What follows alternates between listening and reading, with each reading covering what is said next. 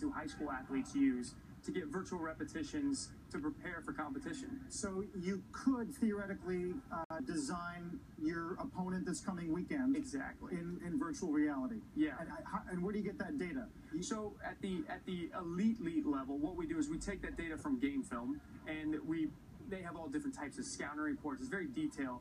And then at the basic high school level, they're trying to just prepare for, the next week. And at whatever level you're at, we know how to make athletes big, fast, and strong. But how do we know they're going to make the right play on the field? And that's what we're able to do, is supplement the on-field repetitions without all the physical wear and tear. If you look at the success of video games like Madden, I have to ask, is there a bigger market for this as a video game play than as a training device? I think there's absolutely markets for both. I think when you look at virtual reality and its historical evolution, it's kind of twofold. It's the training side of things, but also the gamification side of things. So I think the numbers are probably bigger on the gaming side. However, we're really, really focused on training. I think we've learned, in case we didn't know already, that I am not an NFL quarterback. But I guess my question is... More of a tailback or a running back. Yeah, sure. That's more my speed. So I guess the question is, how much can you really help an NFL team by giving a quarterback, say, an immersive experience like this, in terms of feedback that you've had thus far on, reflexes, on decision making? What are they saying? So we've done actually an initial study with elite athletes all the way down to junior high school kids, and what we did is we analyzed their decision making within the virtual reality, and we took that and we looked at that over a period of time. We saw improvements of up to 30% in their decision making. So you start to amortize that additional repetitions over the course of a year, you're dealing with incredible gains from a cognitive perspective. I'm guessing the athletes grew up playing video games, right? Yeah. So do they take to this naturally? Do they trust it? Is there any resistance whatsoever? I have not yet met an athlete that has resisted to it. They embrace the technology. That's how they're engaged with the technology. That generation learns with that. They're all on their smartphones anyways. So we take that and basically meet them where they're at, provide something that they want to utilize and they want to engage with. Maybe you could make a software package with off-the-field life choices for them then, because that would be just as, yes. Zuckerberg did mention VR and the possibilities for it down the road on the conference call last night. Let's take a quick listen to that.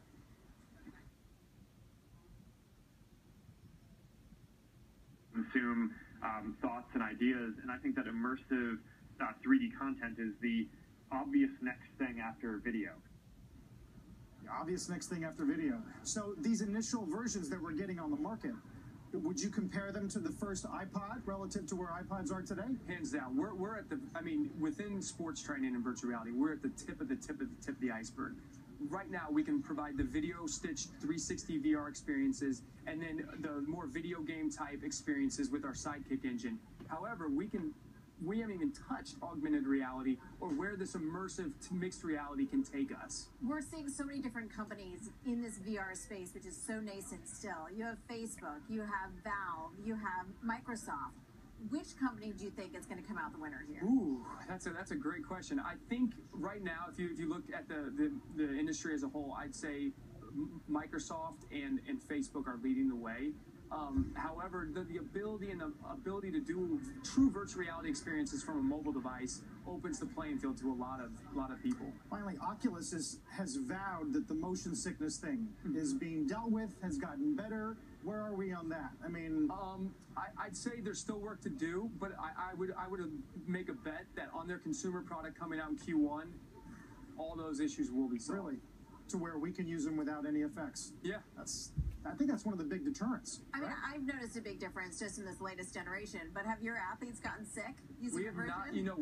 We work with hundreds of high schools, tens of colleges, and a couple NFL teams. We have yet to have an issue with motion sickness. We do have issues with people using it too long, and the parents get mad. They need to go outside and play, but besides that, that's not it. We're going to watch you guys. Please come back. Brendan, thank you very much. Thank you for having me. Thanks. Brendan Riley, great job. You have a future. Eon Sports VR. Thanks so much, Brendan. Meantime, this week,